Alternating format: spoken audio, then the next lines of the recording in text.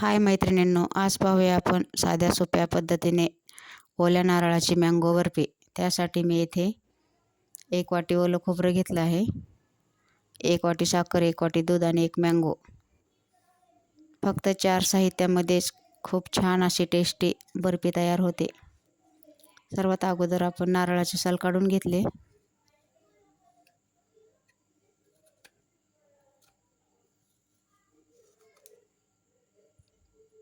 पूर्ण नारळाचे साल काढून घेतले।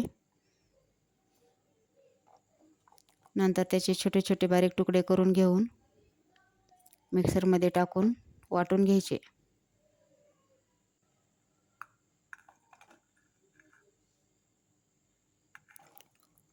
वाटता वेळेस 1 वाटी दूध त्यामध्ये टाकून घेतले। दूध घातल्यामुळे खोबरं छान असं बारीक होतं व नारळाचा चव छान असा तयार होतो। नंतर पॅनमध्ये 1 चमचा तूप घातले आहे। नंतर तयार केलेला नारळाचा चव त्यामध्ये घालून परतून घ्यायचा।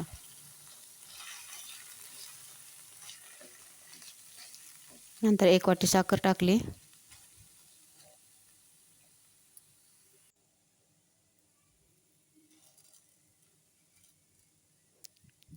दहा मिनिट छान असं परतून घेतल्यानंतर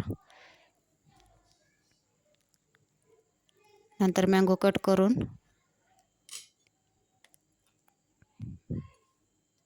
त्याचा पूर्ण अशा फोडी करून त्याचा गर काढून घ्यायचा।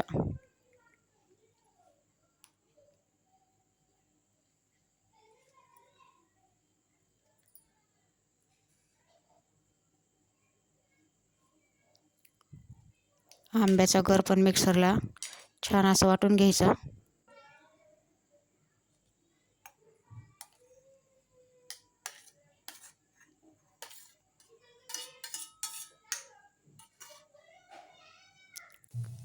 वाटून झाल्यानंतर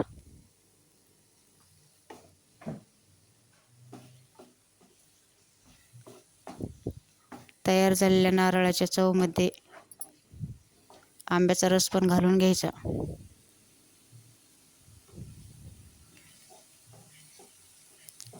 एकसारखं 10 मिनिट असेच हलवत राहायचे। मिश्रण छान असं घट्ट तयार झाल्यानंतर समजायचं बर्फीसाठी हे मिश्रण तयार आहे।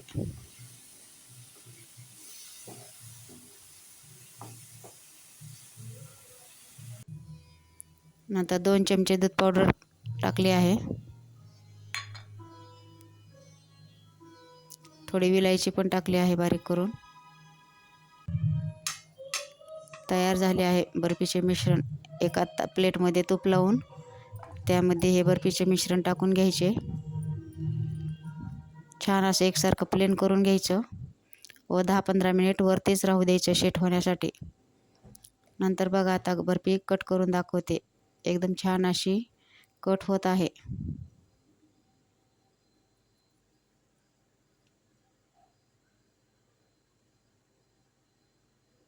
बर्फी बनवताना सिक्रेट म्हणजे नारळाचा चव परतीत असताना साखर पण टाकून लगेच परतून घ्यायचं। असं केल्याने बर्फी एकदम मऊ सॉफ्ट होते, कडक बनत नाही। पहा बर्फी किती छान झाली आहे। मी इथे एक तोडून पण दाखवत आहे। एकदम छान अशी बर्फी तयार आहे। माझी ही रेसिपी कशी वाटली कमेंट करून नक्की सांगा। व्हिडिओ आवडल्यास लाईक, शेअर, सबस्क्राईब करायला विसरू नका। व्हिडिओ पाहिल्याबद्दल सर्वांचे धन्यवाद।